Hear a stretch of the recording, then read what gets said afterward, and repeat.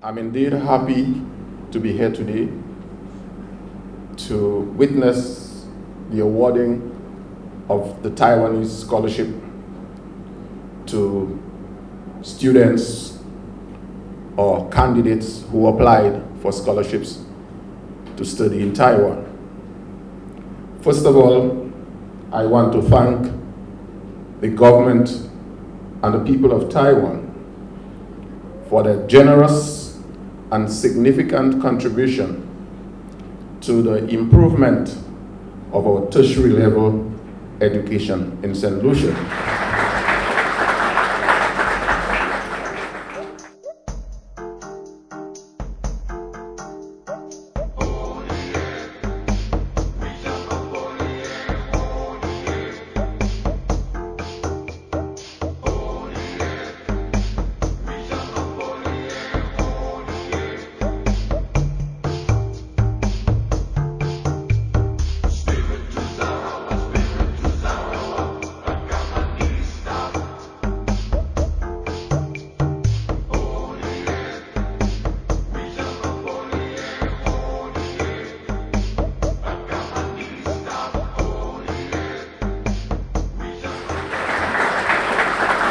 Taiwan has provided scholarship to St. Lucia since 2007. The number of scholarships for this country increased every year, and from 5 in 2007, and we have 6, 9, 16. This year we have 17. The reason behind for the increase about the quota for St. Lucia, one of the key reasons is outstanding performance of our St. Lucia student in Taiwan.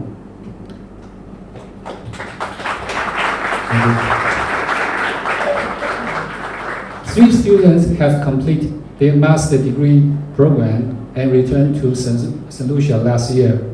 And there are still 31 St. Lucia students are studying in Taiwan. They have chosen different fields and are doing very well. I'd like to congratulate the newly awarded students. You must all be very proud of yourselves. St. Lucia is very proud of you. I was asked to share a few words on my experience in Taiwan. First, I address the students. I know that the thought of being very far away from the things you know and love is a bit unnerving, but I want to address that. To be absolutely honest, there's nothing to be afraid of, nothing to be scared or uneasy about. There will be, of course, a bit of culture shock. That's expected, but before you know it, that's going to be a thing of the past. I'm not sure what your biggest adjustment is going to be because we all had our own different experiences. Food was surprisingly not a big adjustment.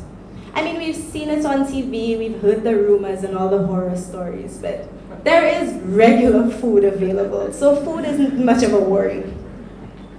The climate was my biggest adjustment. We as West Indian students, we're accustomed to fun in the sun, we're accustomed to tropical climate. There is nothing fun or sunny about the Taiwan winter. Granted, it's not as cold as winter in other northern countries. It is an experience in itself, so bundle up. School is another adjustment.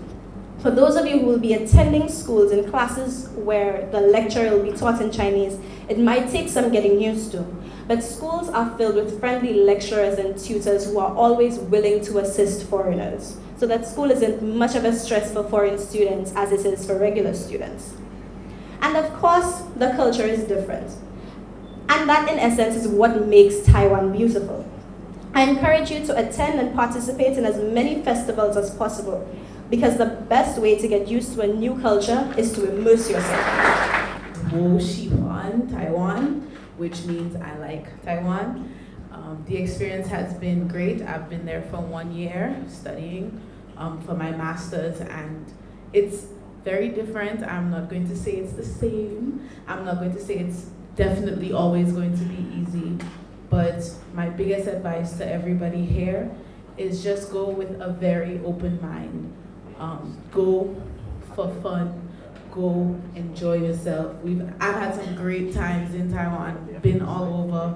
There's lots to do, lots to see, lots to buy, lots to eat. It's wonderful. It's really good. I live in Taipei, in the city, which means my life is a bit different from those who live out of the city. And if you live in Taipei, I think you're gonna have the most amazing time. You will meet people from all over the world. There are people, name the country, probably places you've never even heard of, you will meet people from there. And this will help you grow a lot. This would broaden your perspective on life. It will broaden your perspective on how you view Asia as a whole. You also get the opportunity to travel around Asia, which I've done a little bit of, and the experience is mind-blowing. And I've learned so much from Taiwan that I feel like Taiwan is home. I arrived in St. Lucia about a week ago, and I miss Taiwan terribly. I've been complaining about everything. It's so convenient in Taiwan, the train, a cab, the bus, everything is completely different from St. Lucia, and people are on time, things move, and you just get used to it. What I want to make the newcomers feel comfortable that Chinese, because the biggest problem for anyone going to study in Taiwan is always, would I be able to learn Chinese? Would I be able to speak Chinese? How will I be able to get around? That's not a problem. Ask Zhongwen,